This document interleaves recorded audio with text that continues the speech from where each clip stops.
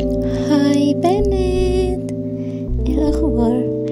رسالتي لك النهارده: اصحي بدري ورحبي بيومك، اعملي فطور جميل ويكون لذيذ، واعملي بهدوء، والاكله اللي انت بتكوني حباها اعمليها في اليوم ده. اعملي اللي انت عايزاه، وجبه خفيفه لذيذه انت بتحبيها. اقعدي شويه على التليفون، وثقي يومك عامل ازاي، وثقيه. اقعدي شوية مع نفسك، ومتنسيش تاخدي كورس لغة. شوفي انت حابة تاخدي الكورس في ايه.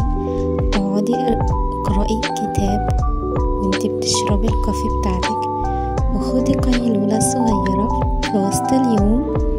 متنسيش تتفرجي على حاجة بتحبيها، وبرضو ما تنسيش انك تستمتعي بيومك، بكل تفصيلة صغيرة في يومك عاملة